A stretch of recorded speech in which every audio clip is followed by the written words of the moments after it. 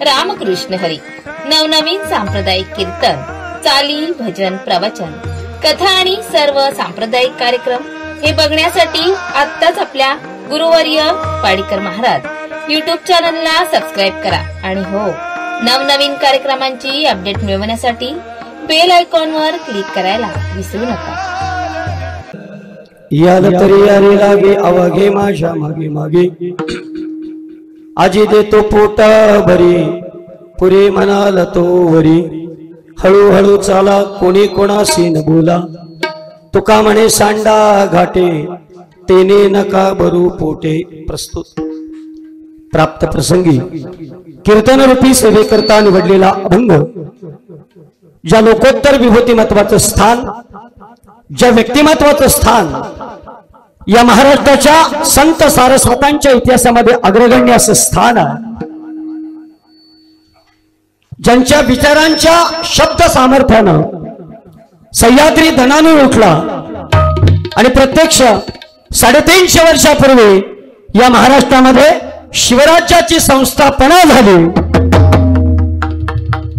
प्रत्यक्ष महाराष्ट्राचा जाणता राजा ज्या विचारधारेसमोर नतमस्तक होत होता, ते जगतमान्य जगतवंदनीय श्रीमंत श्री जगद्गुरु तुकोबाराय यांचा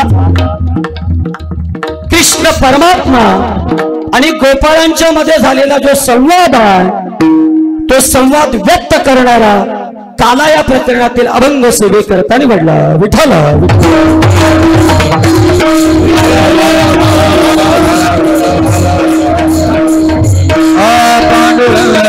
करो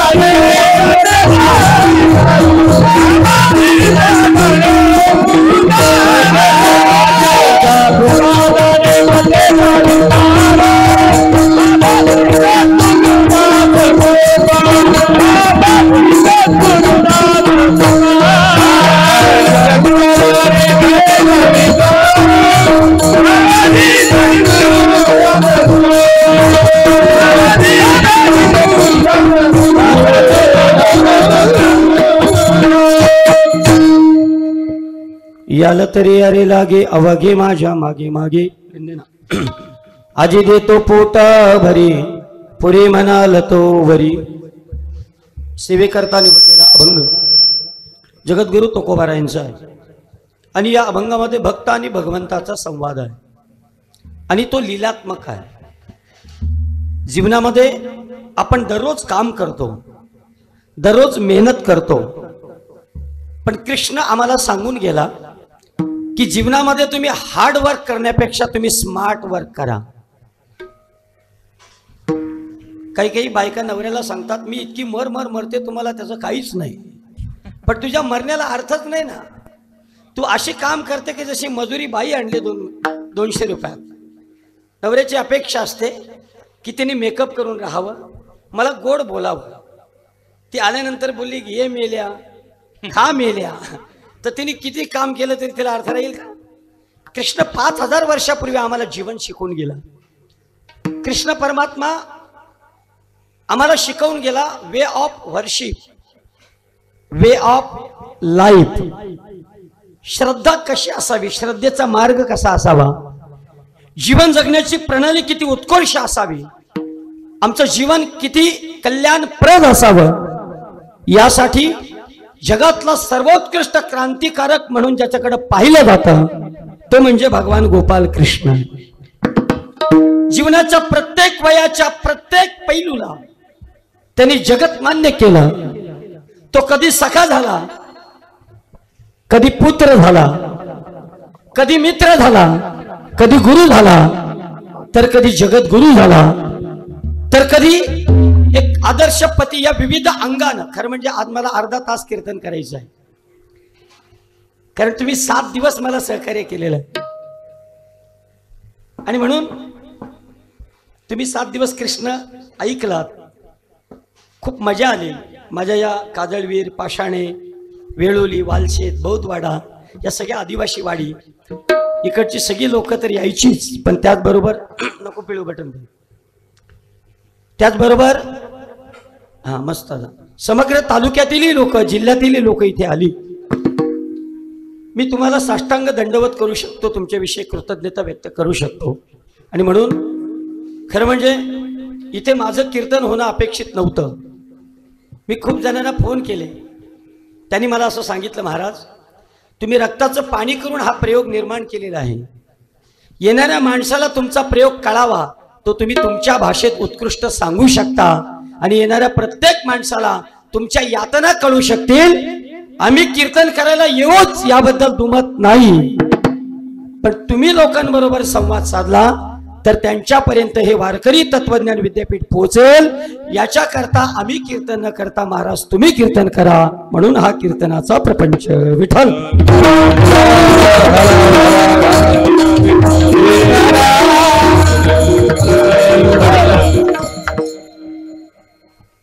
कृष्णाच्या जीवनामध्ये इतकं माधुर्य भरलेलं आहे, इतकं प्रेम भरलेलं आहे की ते प्रेम आपल्याला त्याच्याकडे आकर्षित करतं. म्हणून कृष्णाला अट्रॅक्टिव्ह गॉड असं म्हणतात. त्याच्याकडे अट्रॅक्शन आहे, तो प्रत्येकाला अट्रॅक्ट करतो. आणि त्याचं जे अट्रॅक्शन आहे ना, ते अट्रॅक्शन त्याला त्याच्याशी जोडतो. म्हणून जगामध्ये अनेक देव झाले. तुम्हाला माहिती आहे रामाच्या काळात आणि कृष्णाच्या काळातला फरक काय? रामाने विद्रोह नाही केला, रामाने बंड नाही केलं. मला सांगा ना, उद्या ज्याला सरपंच व्हायचं आहे आणि आदल्या रात्री त्याचे सभासद पळवले, त्याची अवस्था काय होईल? रामाच्या जीवनामध्ये सार्वभौम राज्य त्याच्या पायाजवळ आहे आणि एका क्षणात त्याला वनवासाला जायचं आहे. अशा ठिकाणी जर आपण असतो तर बापाला विष घालून रात्रीत मारून टाकला असता. बरोबर आहे? रामाने नाही केलं, कारण रामाच्या काळामध्ये इधर देखने का, हाँ मैंने मेकअप किया, इधर देख. तर रामाच्या काळामध्ये कृष्ण समजून घ्या. बऱ्याचदा काय झालं माहितीये का, या बायकांना कोणीतरी सांगितलं की कृष्ण हा मुलींचे कपडे पळवायचा, त्यामुळे ह्या सगळ्या म्हणतात कृष्ण हा बनवाट देव होता. कोण देव होता? बनवाट, बदमाश. तर मग कृष्णाविषयी आपल्या मनामध्ये ती क्रांती नाही निर्माण राहत. आम्ही आतापर्यंत कृष्ण जसा आहे तसा पोहोचवलाच नाही लोकांपर्यंत.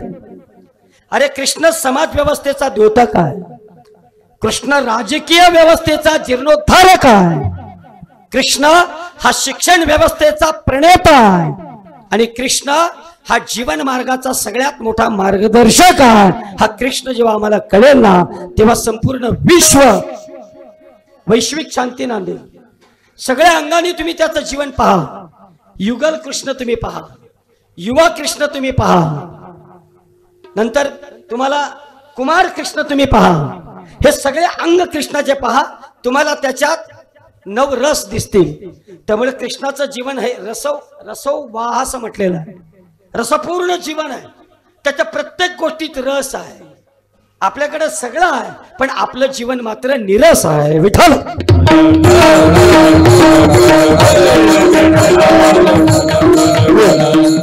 सगळं असतानाही आपलं जीवन जर निरस असेल आणि काही नसताना ज्याचं जीवन रसमय असेल तर तो कृष्ण हा वैश्विक आदर्शवत आहे. माझ्याजवळ सगळं काही आहे आणि मी काहीतरी मिळवलं याला महत्व नाही. माझ्याजवळ काही नसताना जर मी काही मिळवलं तर त्या मिळवण्याला अर्थ आहे. याला म्हणतात कुठेतरी जीवनामध्ये केलेलं परिवर्तन. आणि ते कृष्णाच्या जीवनामध्ये पाहायला मिळतं.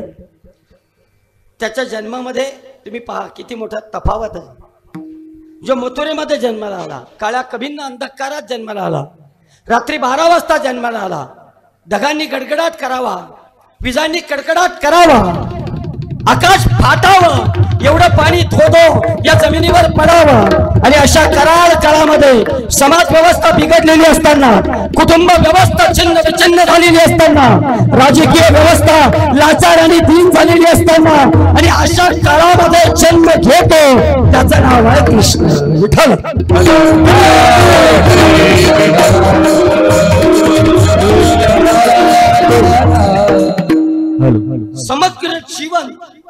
त्याचं स्ट्रगल करण्यामध्ये गेलेले कृष्णाचं. कोणतीही गोष्ट त्याला सहजासहजी नाही मिळाली. त्याला जन्मही सहजासहजी मिळाला नाही. जन्माला आल्या आल्या त्याच्या जीवनामध्ये एवढं स्ट्रगल आहे की त्याला आल्या आल्या तिथून पळ काढावा लागतो. आपल्याही जीवनामध्ये कृष्ण सांगून जातो, परिस्थिती कशी असेल, पैसे असतील नसतील, विपरीत परिस्थितीमध्ये तुम्ही तुमच्या जीवनाचा मार्ग निवडाल तर तुम्हीही तुमच्या जीवनामध्ये यशस्वी व्हाल. हा मूल मंत्र आपल्याला द्यायला आला, त्याचं नाव आहे कृष्ण विठ्ठल.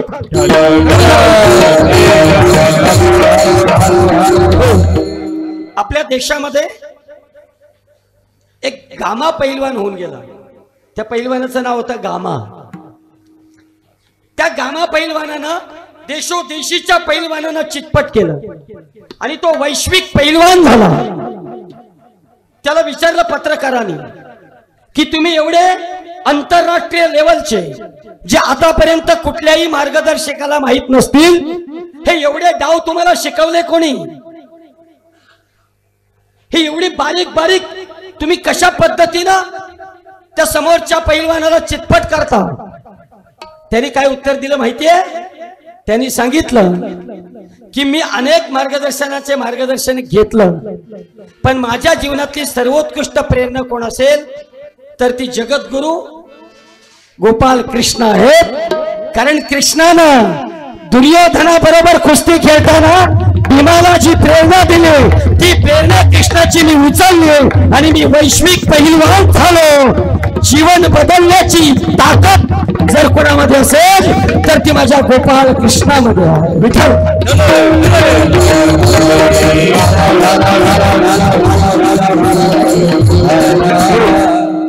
तुम्ही शिवाजी राजांना वाचा, तुम्ही छत्रपती शिवाजी राजे. कृष्णाने बरेचसे दुश्मन आहेत ना, त्याचे बरेचसे दुश्मन कृष्णाने त्यांच्या दारात जाऊन त्यांना मारलेला आहे. मथुरेमध्ये कृष्ण गेला ना तेव्हा कंस मथुरेमध्येच होता. त्या मथुरेमध्ये प्रवेश करून कृष्णानं कंसाला मारण्याचं धारिष्ट ठेवलं आणि काही काही दुश्मन आहेत त्यांना गोकुळामध्ये बोलवलं. बघा, याला म्हणतात की युद्ध कला. 5000 वर्षापूर्वी कृष्ण जी युद्ध कला शिकून गेला ती 350 वर्षापूर्वी आपल्या युद्ध कौशल्यामध्ये ज्यानं वापरली त्याने हिंदवी स्वराज्य निर्माण केलं. एवढा मोठा आदर्श आहे कृष्ण विठ्ठल.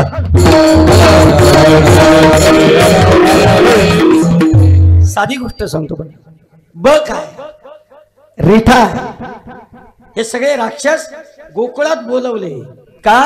कारण त्यांना मारण्यासाठी गोकुळाची भूमी, त्यांना मारण्यासाठी गोकुळातल्या लोकांना कळावं की तुमचा हा उद्धारक जन्माला आलाय ना, हा साधा सुद्धा नाही. कारण लोकांना जेव्हा विश्वास येतो की आम्ही निवडून दिलेला नेता आमचं काम करेल तेव्हा लोक निर्धास्त घरी झोपतात. लोकांना त्या नेत्याविषयी जर विश्वास नसेल तर लोक त्याला निवडून देऊन पस्तावतात. आणि म्हणून कृष्णाला सामाजिक जागृती करायची होती. त्याला लोकांना दाखवून द्यायचं होतं की कितीही मोठं संकट येऊ द्या गोकुळावर, मी तुमच्यासाठी समर्थपणे उभा आहे. हाच विचार अफजल खानाला मारताना छत्रपती शिवाजी राजाने घेतला. कारण अफजल खान जेव्हा आला ना तेव्हा 10,000चं घोडदळ होतं, 12,000चं पायदळ होतं, अनेक मोठ्या मोठ्या तोफा होत्या आणि मर्द मराठे जे आहेत ना ते घाबरलेले होते. ते सांगत होते छत्रपती शिवाजी राजाला, राजे तह करूया, राजे सुरा करूया, अफजल खान भयंकर आहे, महाराष्ट्रावर आलेला गर्दन काळ आहे, राजे अफजल खानाच्या समोर आपला निभावू लागणार नाही. शिवाजी राजाने विचार केला, अरे लढणारेच मावळे, लढणारेच मावळे लढणारेच मावळे जर तलवार टाकून देतील तर त्यांचा आत्मविश्वास वाढविल कोण? आणि म्हणून छत्रपती शिवाजीराजे भगवान गोपाल कृष्णाची कल्पकता वापरतात. त्यांनी विचार केला अफजल खान बलाढ्य आहे, बुलंद आहे, पुतना विष घेऊन आलेली आहे आणि ती विष घेऊन आल्यानंतर तिला मारायचं असेल तर तिला गोकुळातच आणावं लागेल. कारण पहिलं गिराईक होतं पुतना, मावशी तशी डॅमरेटच असते. बघा तुम्ही, मावशी कोणाला नाही बिघडवला तरी ती आपल्या बापाला बिघडवीतच असते. बरं, तुला माझी बहीण देऊन दिली, मी पस्तावले. हा, आता माझी मावशी खरं म्हणजे फार गोड होती बिचारी, देवा घरी निघून गेली. पण मी बऱ्याच जणांच्या मावशा पाहतो ना, असं वाटतं उंदराचं औषध घालावून त्यांना तिथल्या तिथं मारून टाकावं. त्यांनी पाहिलं, कारण पुतना कसा असतो माहिती का, लक्षात ठेवा. एखादा दुश्मन जेव्हा आपल्यापेक्षा बलाढ्य असेल तर त्याला अत्यंत कल्पकतेनं हरवावं लागतं. हे कृष्ण सांगून गेला होता. पुतण्याला गोकुळात नाही बोलवली, त्याच्या दारात बोलवली, त्याच्या घरात बोलवली, त्याच्या पाळण्याजवळ बोलवली. आणि एकमेकाला दृष्टादृष्ट करताना कृष्ण परमात्मा पुतण्याला सांगतो आहे की तुझं आव्हान मी स्वीकारलंय, आता मी तुला सोडत नाही. तसा अफजल खानाला 3 दिवस प्रतापगडाच्या पायथ्याशी शिवाजी राजाने आणला, शामियाना बांधून दिला. त्याला जे पाहिजे ते, काळा खजूर पाहिजे खा, हा, त्याला बदाम पिस्ता पाहिजे खा. कारण शिवाजी राजाने ठरवला होता हे सगळं खा, पण 3ऱ्या दिवसानंतर मी तुला रेमटवल्याशिवाय ठेवणार नाही. बघा, ही साधी गोष्ट. कधी कधी काय होतं माहितीये का, वाङ्मयाकडे आपण दुर्लक्ष करतो. आता मला सांगा सगळ्या महिलांना, आतापर्यंत तुमच्यापैकी कोण आहे, एक हात वरती करा जिने भागवत ग्रंथ वाचलेले नाही. तुम्ही गुरुवारची पोथी दर गुरुवारी वाचिता, पण तुम्ही ज्ञानेश्वरी वाचित नाही. तुम्ही ज्या दिवशी ज्ञानेश्वरी वाचाल ना, या पोत्या फोत्या कोणी काढल्यात ना, त्याला तुम्ही विचारणार पण नाही. पण आपण इतके डांबरेट झालाव का ज्ञानेश्वरीची पानं फाडून त्याच्या तपकीर गुंडालताव आणि सरकारी दवाखान्याचे कोपरे नासवताव आणि जे ग्रंथ वाचायला पाहिजे नाही ते ग्रंथ वाचून 5 फळांना आमचे 100 रुपये घालवताव. याला म्हणतात समाजाच्या बौद्धिक दुरावस्थेचं कारण. किती दुबळा समाज आहे.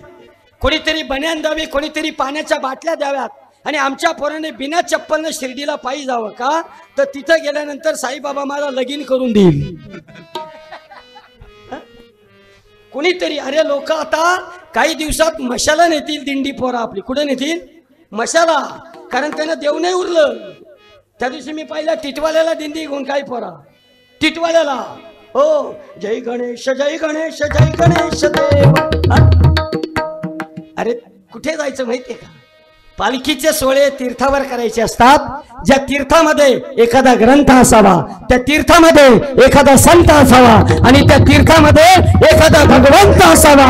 इथे आमची पावलं गेली पाहिजे. आमचं एक किती मोठा वैचारिक दुर्बलता आहे, किती मोठा वैचारिक दुर्दैव आहे.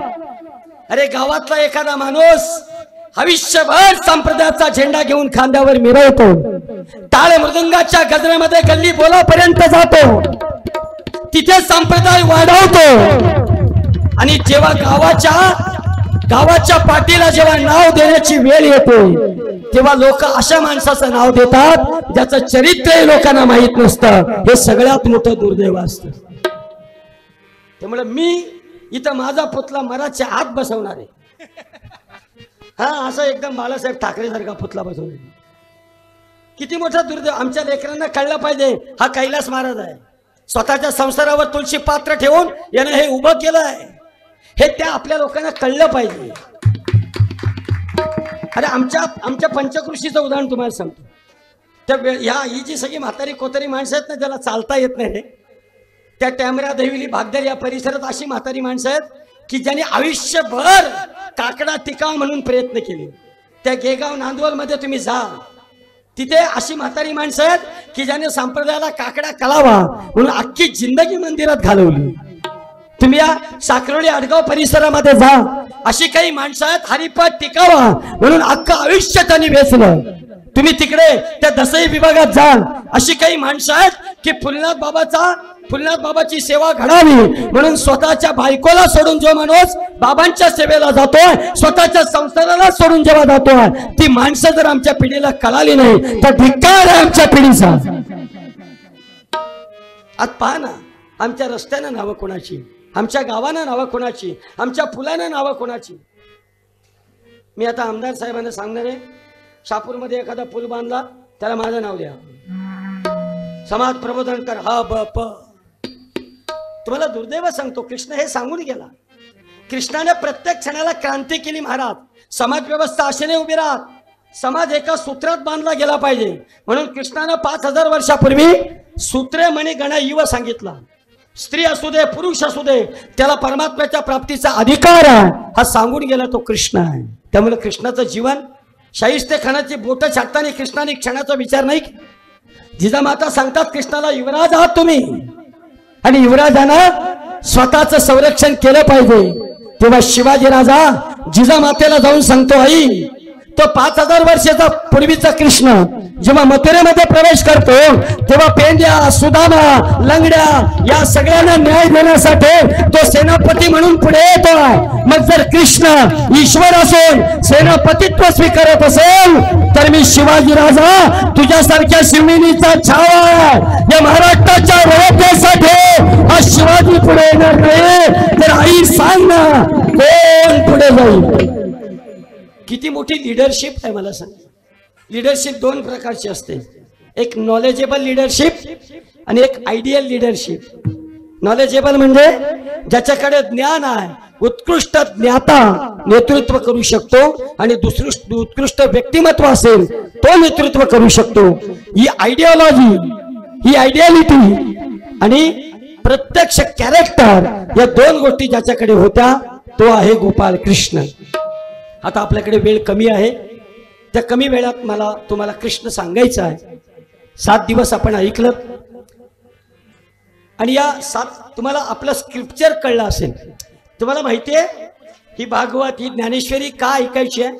ती आमची वाङ्मयाची पूजा आहे, ती आमच्या वाङ्मयाची पूजा आहे.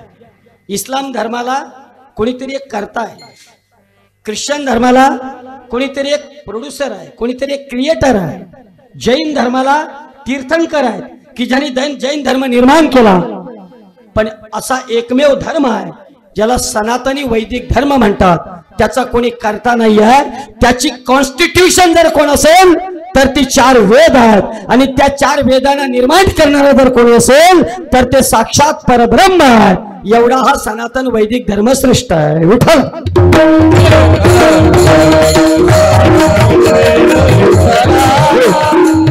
आणि म्हणून असा कृष्ण आपल्याला आनंद देतो.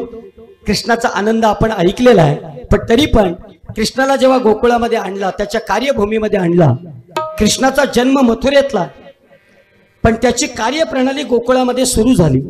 ज्ञानोबारायांचा जन्म काही लोक म्हणतात आपेगावला, पण त्यांचं मूळ कार्य आळंदीपासून सुरू झालं.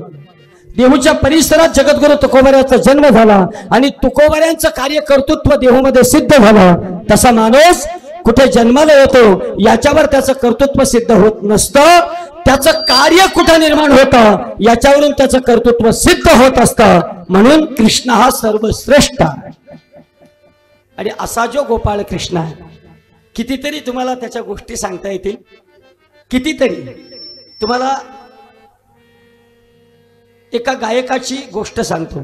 जगप्रसिद्ध गायक होता तो. एक दिवशी असं गाणं गायला गेला आणि त्याचं गाणं खूप छान होतं आणि त्याचं गाणं ऐकून कोणीतरी त्याला अशी कृष्णाची मूर्ती दिली, एक फोटो दिला. तो कृष्णाचा फोटो त्यानं पाहिला आणि त्या गायकाला असं वाटलं हा साक्षात गोपाळ कृष्ण आहे.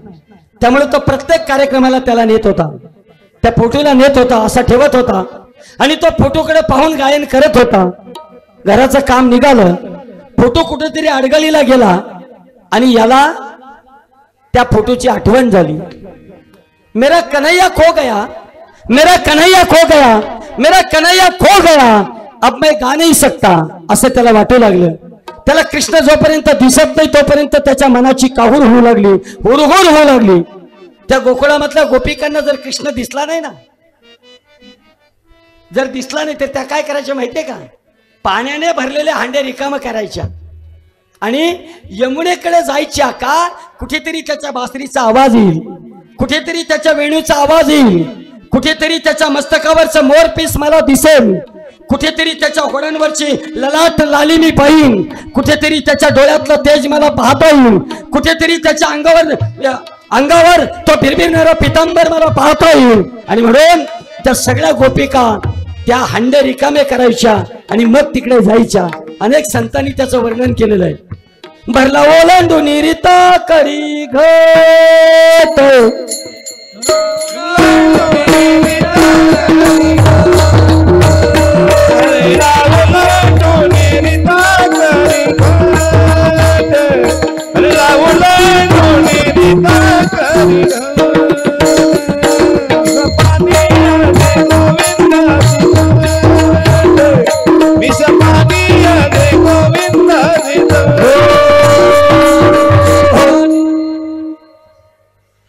म्हणतात पुढचा पाठ नसला का जागच्या जागी ब्रेक दाबायला.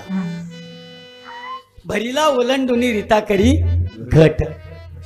घट याचा अर्थ आहे तो हंडा. तो भरलेला रीता करायची आणि तो जायची. त्या गायकानं त्या कृष्णाची प्रतिमा पाहिली, तो मोहित झाला आणि जोपर्यंत कृष्ण दिसत नाही तोपर्यंत तो गात नव्हता. त्यांनी गाणं सोडून दिलं. गाणंच नाही तर त्याने अन्न पाणी सोडून दिलं. तो अन्न पाणी घ्यायला तयार नाही. 1 दिवस झाला, 2 दिवस झाले, 3 दिवस झाले.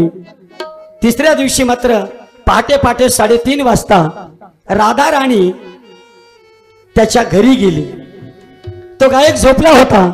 त्या राधा राणीने त्याच्या मस्तकावरून हात फिरवला आणि सांगितलं, पंडितजी उठो. उठिये पंडितजी. तो गायक उठला. समोर पाहतो तर प्रत्यक्ष राधा राणी उभी होती. प्रत्यक्ष राधा राणी उभी होती. त्याने हात जोडले. त्या गायकाने विचारलं, आप कौन हो? त्याने सांगितलं, जिसको 3 दिन से तूने भूखा रखा है ना, उस कृष्ण की मैं राधा हूं. या क्यों आई हो? अरे पगले, तूने 3 दिन से खाना नहीं खाया तो तेरे काना ने भी मुंह में निवाला नहीं लिया. अरे बेटा, तू 3 दिवस जेवला नाहीस तर तुझा कृष्ण पण 3 दिवस जेवला नाही रे. आणि मला सांग ना, कृष्ण जर जेवला नाही तर आम्ही कशा जेवू सांग ना. अरे देव भुकेचे आहे 3 दिवस, आम्ही भुकेचे आहोत 3 दिवस. त्यांनी म्हटलं, असं कसं होईल? तेव्हा राधा राणी म्हणते, वेड्या, तुला काय माहिती? तू कृष्णाचा ध्यास करतोस, कृष्ण तुझा ध्यास करतोस. म्हणून आता उठ आणि त्या कृष्णाला जेवायला घाल. जर कृष्ण जेवला नाही तर आम्हीही जेवणार नाही. आम्ही 3 दिवस वेड्या अन्न पाण्या वाचून आहोत. कारण तू अन्न खात नाही तर तुझा देव अन्न खात नाही, आणि तुझा देव अन्न खात नाही तर आम्ही अन्न कशा खाऊ? तो लगबगीनं उठला. बायकोला नैवेद्य बनवायला सांगितला. कृष्ण परमात्मा समोर नैवेद्य ठेवला. नैवेद्य कृष्ण परमात्म्याला बहाल केला. राधा राणी निघून गेली आणि दुसऱ्या दिवशी तो गायला त्या व्यासपीठावर बसला. त्याचा फोटो मिळत नव्हता तरीही तो व्यासपीठावर बसला. गायन सुरू होण्याच्या अगोदर कोणीतरी एक छान मुलगा आला. त्याच्या हातामध्ये काहीतरी बांधलेलं होतं. तो व्यासपीठात जवळ आला आणि व्यासपीठात जवळ येऊन त्या गायकाला त्यांनी तो फोटो दिला. तो कशात तरी बांधलेला होता आणि तो दिल्यानंतर त्या गायकानं त्याला विचारलं, तुझं नाव काय? त्यांनी सांगितलं, घनश्याम. काय सांगितलं? घनश्याम. आणि याच्यामध्ये काय आहे? त्यांनी म्हटलं, तुम्हाला आवडणारी सगळ्यात चांगली गोष्ट याच्यामध्ये आहे. आणि आश्चर्य वाटेल, तो मुलगा असा निघून गेला आणि या गायकानं फडक्यात बांधलेलं काहीतरी होतं ते उघडलं. त्या गायकाच्या डोळ्यात पाणी आलं. त्या गायकाच्या डोळ्यात पाणी आलं कारण ते दुसरं तिसरं काही नव्हतं. तोच फोटो होता गोपाळ कृष्णाचा, जो याच्याकडून हरवलेला होता. त्यानं हात जोडले आणि सांगितलं, कान्हा, अरे तू माझी एवढी काळजी घेतोस देवा, हाय गोपाळ कृष्ण. आणि म्हणून प्रत्येकाच्या जीवनामध्ये त्याने बदल केलेला आहे. लहान मुलांना कृष्ण संस्कार शिकवतो. असा केला का प्रचार थांबवायचा, हा, आणि असं केलं का बोलायचं, येऊन येणार कोण? कैलार महाराज शिवाय हेच कोण?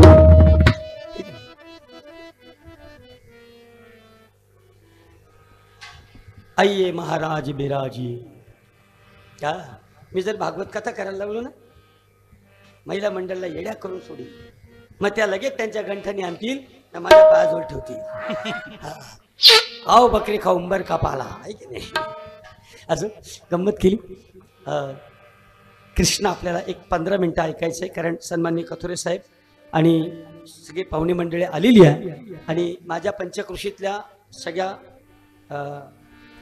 पंचकृषीतला ज्याला पुरस्कार येतो, जर आला नसेल तर मी पटकन दुसऱ्याला पुरस्कार देऊन टाकेन, बरं का?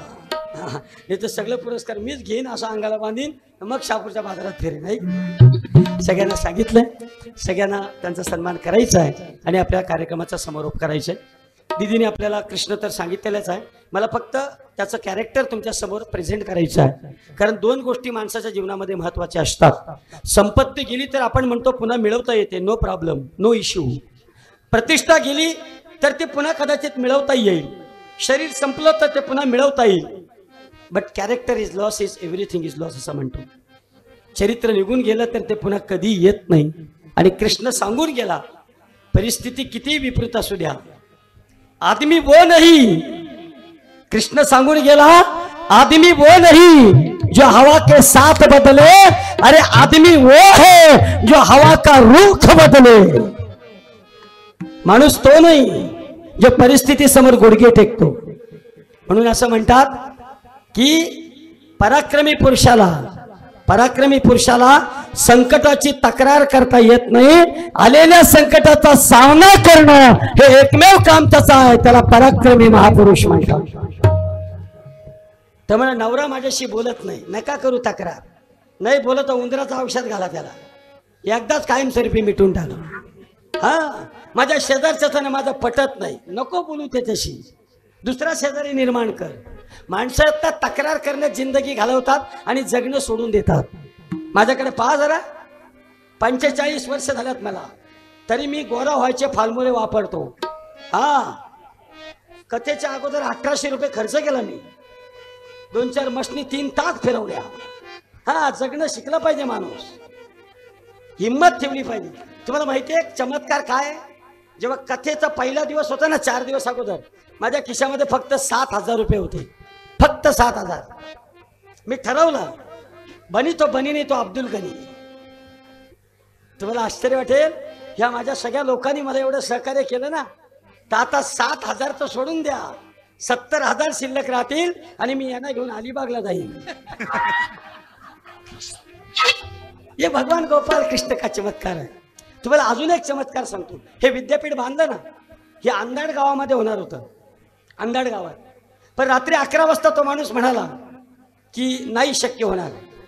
मी रात्री 11 वाजता त्याच्या घरी गेलो, मिठाई घेतली, जो जागा दिला होते बिचारा चांगला होता तो, पण त्याला मिठाई दिली, त्याला सांगितलं की तुझी इच्छा कदाचित नसेल पण हरकत नाही, मी सकाळी 6 वाजता गुरुकुलाला जागा निर्माण करून दाखवतो। तुम्हाला आश्चर्य वाटेल, त्याच रात्री पाठी 5 वाजता परमपूज्य योगी फुलनाथ बाबांकडे गेलो। बाबांना सांगितलं तुम्हाला पाया पडून लोकांनी जेवढे पैसे दिले वो सब मेरे को दे दो। बाबांनी असं करता करता काहीतरी 10-20 रुपये झाले होते, ते मला थोडेसे दिले आणि मी इथे जेसीपी टाकला, जागा सपाट झाली। आळंदीवरून मी जेव्हा आलो ना, तेव्हा इथे झाड होतं, त्या झाडामध्ये ताडपत्री बांधून मी राहिलोय। तुम्हाला माहित नसेल, ताडपत्री बांधून परिस्थिती एवढी बिकट काढले का, भाजीला तेल नाही, भाजी नाही, म्हणून 6 महिने आम्ही दोघं नवरा बायकोने, एक मुलगी, कोरडा भात जेवलो। पण मी कधी हरलो नाही आणि मी कधी हरणार नाही। हा, कधीच हरणार नाही। जर चुकून मी हरलोच तर मी राहणार नाही, मी पळून जाईन कुठेतरी।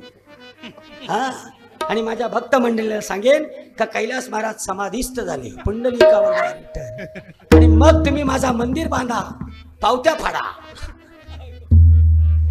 गंमत केली असं नाही, याला अहंकार नाही म्हणत, याला आत्मविश्वास म्हणतात, पण तो तुमच्यामुळे माझ्यामध्ये आहे।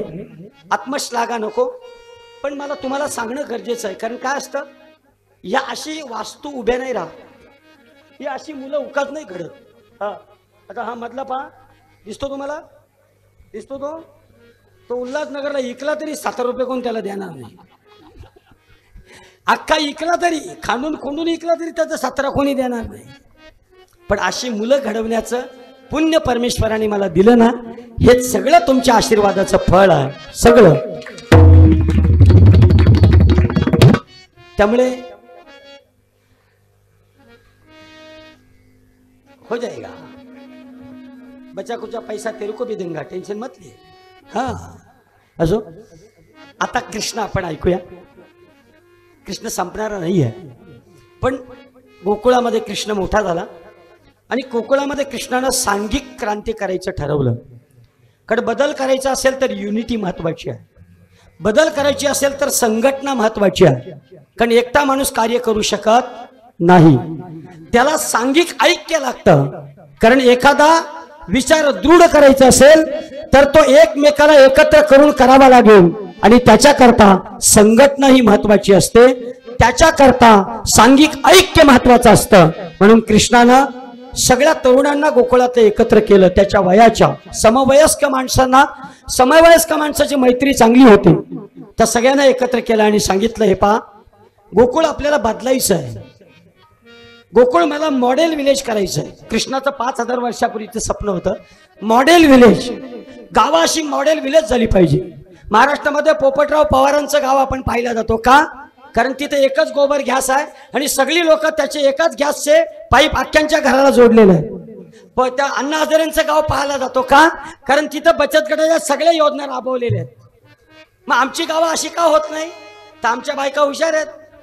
TDCचा कर्ज घेतात आणि पापड लाटीतच नाही, सगळ्याच्या साड्या घेतात आणि एकत्र उत्तर कार्याला जातात. मला सांगा ना कसा होणार उद्धार? उद्धार होण्यासाठी, क्रांती होण्यासाठी समर्पण असावं लागतं आणि ते समर्पण कृष्ण शिकून गेला. त्याने सगळ्या गोकुळातल्या समवयस्क माणसाने एकत्र केले त्यांच्या तरुणांना आणि त्याने सांगितलं की आपल्याला आपलं गाव बदलायचं आहे, आपल्याला आपला समाज बदलायचा आहे, आपल्याला आपलं राष्ट्र बदलायचं आहे. आणि असं म्हणतात revolution start with my self. क्रांतीची सुरुवात कधी स्वतःपासून करा. ज्या दिवशी तुम्ही स्वतःपासून क्रांतीची सुरुवात कराल ना, त्या दिवसापासून समाज तुमच्या बरोबर आल्याशिवाय राहणार नाही. हे कृष्ण आणि छत्रपती शिवाजीराजा सांगून गेला. अरे आग्र्याला संभाजीराजाला पाठवायचं होतं. जिजामाता म्हणते शिवाजीराजाला, शिवबा वेडा झालास का काय? अरे माझ्या काळजाचा तुकडा, तुझ्या वंशाचा दिवा आणि या स्वराज्याचा रक्षक तू त्या औरंगजेबाच्या जबड्यात टाकतोस. नको पाठवू संभाजीराजाला, त्याच्यापेक्षा कोणतरी दुसरा पाठव. शिवाजीराजे जातात आणि जिजाऊ आईसाहेबाला सांगतात, आईसाहेब माझ्यासाठी मेलेला ताना, माझ्यासाठी मेलेला बाजी, आईसाहेब माझ्यासाठी एक एक मावळा मेला आणि मावळा मरताना आईसाहेब एकटा नाही मेला. तो जेव्हा रणांगणामध्ये मरण पावला ना, तेव्हा त्याच्या बायकोने बांगड्या फोडल्या. तो एकटा नाही मेला. तो जेव्हा रणांगणामध्ये धारातीर्थी पडला ना, तेव्हा त्याच्या बायकोने सौभाग्याचं कुंकू पुसलं. तो एकटा तुटका रणांगणात मेला नाही आईसाहेब. त्याच्या घरातली छोटी छोटी मुलं पारखी झाली आईसाहेब, पोरकी झाली. कुणासाठी आईसाहेब? या स्वराज्यासाठी ना. मग या रयतेसाठी प्रत्यक्ष शिवाजीराजाचा मुलगा मेला तर आईसाहेब सांगा ना कुठं काय बिघडलं? याला म्हणतात शिवाजीराजा आणि त्याचा आदर्श गोपाल कृष्ण. कधी ही कॅरेक्टर आहेत, हे आमचे आयकॉन आहेत, हे आमचे आयडॉल आहेत आणि हे आयडॉल आमचे आहेत ना, तेच आमच्या येणाऱ्या पिढीचे आदर्श असले पाहिजेत. आज आमची मुलं सांगतात, तरुण मुलं, कृष्ण करे तो रास लीला और हम करे तो कॅरेक्टर ढीला. हा कोणता आदर्श आहे? आणि म्हणून कृष्णाने गोकुळातला गोपाळाने एकत्र केलं. त्यानं म्हटलं की आपल्याला सोशल रिव्होल्यूशन करायची आहे. कृष्णानं 5 क्रांत्या केल्या त्याच्या जीवनामध्ये, म्हणून त्याला पंचरंगी क्रांतीचा प्रणेता असं म्हणतात. त्यानं वैचारिक क्रांती केली, त्यानं सामाजिक क्रांती केली, त्यानं कौटुंबिक क्रांती केली, त्यानं राजकीय क्रांती केली आणि त्यानं साहित्यिक क्रांती केली. तुम्ही पहा, कौटुंबिक क्रांती करत असताना स्वतःची कुटुंब व्यवस्था त्याने सुदृढ केली. वडिलांचा आदर त्याने जगाला दाखवून दिला आणि आईचं प्रेम त्याने जगाला दाखवून दिलं. सामाजिक क्रांती करत असताना गोकुळामधल्या प्रत्येक माणसाला जोडला. तुम्हाला माहिती आहे कृष्णाने कशी माणसं जोडली होती? तुम्ही काल दिदी जो प्रसंग सांगितला ना अक्रूराचा, साधी गोष्ट नाही. आपल्या नेत्याला, आपला नेता जेव्हा आपल्याला सोडून जातो तेव्हा रयत रडायला पाहिजे. एवढं मोठं काम कृष्णानं 5000 वर्षापूर्वी केलं होतं. तो अक्रूर जेव्हा मथुरेला न्यायला आला तेव्हा गोकुळातल्या तरण्या ताट्या मुलीनं गोकुळाच्या रथाच्या चाकाखाली स्वतःची मान ठेवली आणि कृष्णाला सांगितलं, कृष्णा आम्हाला सोडून गेलास ना तर या रथाखाली जीव देऊ कृष्णा, कारण तूच आमचा उत्तरक आहे. याला म्हणतात एखाद्या नेतृत्वानं जिंकलेली समाजाची मनोन. साधी गोष्ट नाही. बाजी प्रभूला शिवबा सांगतात, बाजी तुम्ही जा स्वराज्य घडवा. तेव्हा बाजी म्हणतो, राजा आमची घाईपाताची जात राजा. अहो राजा एक नेला तर 1000 पैदा होते राजा, पण एक शिवाजी राजा गेला तर या भारताला, या महाराष्ट्राला दुसरा राजा मिळणार नाही राजा. त्यामुळे राजा जावं, विशाल गणाच्या वाटेवर जावं. हा बाजीचा मेला तरी चालेल राजा. किती मोठी क्रांती आहे. कोणीतरी पाहिलं 350 वर्षापूर्वी शेतात काम करणाऱ्या तरण्या ताट्या मुली होत्या. कुणाच्या तरी घोडे आले, तलवारी होत्या त्यांच्याकडं आणि सरळ निघून गेले. त्या मुलीने पाहिलं, अरे याने आमची इज्जत काच लुटली नाही. त्या मुलीनं पाहिलं याने आमच्या पदराला हात का घातला नाही. त्या मुलीनं पाहिलं अरे याने आमच्या इज्जतीची लक्तर का उडवली नाही. अरे हे कोणाचे सैनिक आहेत. दपापत्या पावलानं त्या तरुणात त्या मुली बाया बापड्या जातात आणि त्या सैनिकांना सांगतात कुणाचे सैनिक आहात तुम्ही, कुणाचे सरदार आहात तुम्ही. आणि त्या मावळ्यानं मिशीवर ताव मारून म्हणाला अरे आम्ही शिवाजी राजाचे सैनिक आहोत. आणि त्या बाया बापड्याने विचारावं मग आमच्या इज्जतीला का हात घातला नाही. आणि मग त्यांनी सांगावं आमच्या शिवाजी राजाची ताकीद आहे की स्वराज्याच्या भाताच्या देठालाच काय, भाताच्या काडीलाच काय, गवताच्या काडीलाच काय, तर माझ्या बाया बापड्याच्या पदराला देखील हात लागता कामा नये. त्या महिलाने विचार केला अरे असा कोण राजा अनेक वर्षानंतर आला की जो स्त्रीचा सन्मान करतोय. आणि म्हणून त्या महिलांनी तरण्या ताट्या मुलांना सांगितलं जा जर तुम्हाला मर्दुमकी गाजवायची असेल तर ती मर्दुमकी मोगलांच्या रणांगणात नको, ती मर्दुमकी शिवाजी राजाच्या स्वराज्यात वापरा आणि मग स्वराज्य निर्माण झालं. याला म्हणतात एखाद्या नेतृत्वानं केलेलं काम आणि समाजाच्या नसा नसापर्यंत पोहोचलेलं काम हे कृष्णानं केलं होतं. म्हणून जेव्हा गोवर्धन उचलायची वेळ आली तेव्हा प्रत्येक जण काठी घेऊन, म्हातारे काठी घेऊन होते गोवर्धनाला. आता कृष्णाला माहिती होतं की यांच्या ताकद नाही, तरी पण त्यांनी करंगली अशी लावली होती. सगळ्यांनी प्रयत्न केले होते. असा लिडरशिप शिकवणारा कृष्ण आपल्याला गोकुळामध्ये दिसतो. आता कृष्णानं एक यांच्यासारखी गँग तयार केली. शेख सर यांना सांभाळायचं म्हणजे साधी गोष्ट नाही. हा म्हणजे हे कधी कुठं पलतील काय सांगता येत नाही. लहान लहान मुलं आहेत आमच्या जिल्हा परिषद शाळेची.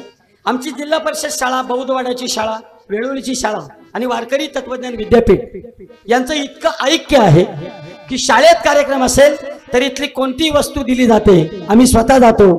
आणि इथे कार्यक्रम असेल तर माझी शाळा, माझ्या शाळेचे शिक्षक आणि माझी लेकरं इथे येऊन त्या कार्यक्रमाचा आनंद वाढवतात.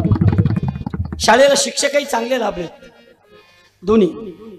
आता आमचं गाव आहे ना, मी तुम्हाला शपथ सांगतो 2-5 वर्ष द्या मला, मी माझं गाव असं बनवतो ना कि नरेंद्र मोदीला देखील यावा वाटला पाहिजे कि ऐसा कोई गांव है इस विश्व में जिसका नाम पाषाणे है, और ऐसा गांव मैंने जिंदगी में कभी देखा नहीं, ऐसा गांव खड़ा करूंगा. प्रयत्न करीन मी, नाही झाला तर अख्ख्या गावाला काल्याचं जेवण ठेवीन, हीच घालीन डायरेक्ट ढगा. असो त्या सगळ्या गोपाळांना घेतलं, त्याने सांगितलं आता आपल्याला सोशल रिव्होल्यूशन करायची आहे. आणि सोशल रिव्होल्यूशन करायची असेल तर आपल्याला एक ज्याला आपण म्हणतो कॅपिटल पाहिजे. मग कॅपिटल काय असेल? माती होती, हे सगळं होतं. आणि मग एका गवळणीने कृष्णाला चॅलेंज केलं होतं, कृष्णा तू सगळ्यांकडे जातोस, दही दूध चोरतोस, माझ्या घरी फक्त येऊन दाखव. तिने चांगली कुलप लावली होती घराला, आणि कुलप लावून त्या सगळ्या महिलांनी संघटन केलं होतं की कृष्णाला आतमध्ये येऊ द्यायचं नाही. आता कृष्णाला आतमध्ये येऊ द्यायचं नाही म्हणून त्यांनी कुलूप लावलं होतं. कृष्णाने आपल्या सगळ्या सवयगड्यांना घेतलं आणि त्याने सांगितलं, बघा कृष्ण आहे ना, कृष्ण आजचा जो अभंग आहे ना, कृष्ण हा त्या अभंगामधला कम्युनिकेटर आहे. कृष्ण हा त्या अभंगामधला कम्युनिकेटर आहे. कृष्ण त्यांच्या बरोबर जे बोलतो ते कम्युनिकेशन आहे. आणि कृष्ण आणि त्यांच्यामधलं जे रिलेशन आहे त्याला कनेक्शन असं म्हणतात. म्हणजे हा आजचा 4 चरणाचा अभंग किती सुंदर गोष्ट सांगतो, ऐका. सुंदर गोष्ट, जर 2 व्यक्ती एकत्र करायचे असतील तर त्यांच्यामध्ये पहिली गोष्ट कम्युनिकेशन हवं. त्या कम्युनिकेशनला एक सब्जेक्ट हवा, काहीतरी त्याला विषय हवा. आणि तो विषय कोणता आहे माहितीये का? हे गोपाळ दुबळे आहेत, ते जीवनामध्ये परिस्थितीने दुबळे आहेत, ते शरीराने दुबळे आहेत, ते मनाने दुबळे आहेत. आणि कृष्ण म्हणतो तुम्हाला जर सामर्थ्यवान बनायचं असेल तर मी तुम्हाला सामर्थ्यवान बनवतो, पण माझी एक कंडिशन आहे.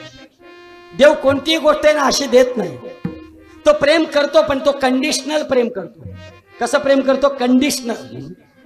म्हणजे तू माझा उपवास धरला तर मी तुला काहीतरी देईन. म्हणून आपल्याला प्रश्न पडतो, रावण हा पापी होता पण रावणाला राम कसा प्रसन्न होता? देवाचं प्रेम हे कंडिशनल प्रेम असतं. त्याच्या इथिक्स व्हॅल्यू, त्याचे मॉरल्स व्हॅल्यू या डिफरन्स असतात आपल्यापेक्षा. आपल्याला इथिक पण नसतं आणि मॉरल पण नसतं. आपण राष्ट्रवादीकडचे पैसे घेतो, शिवसेनेचा झेंडा घेतो आणि मनसेला मतदान करून मोकळा होतो.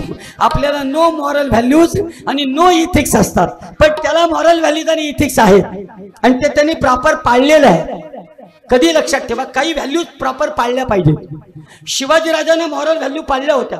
7 नंतर कोणी येऊ द्या, मी येऊ द्या, नाहीतर माझा बाप येऊ द्या, स्वराज्याच्या गडाचे दरवाजे उघडणार नाही, हे त्याने निर्माण केलेली कॉन्स्टिट्यूशन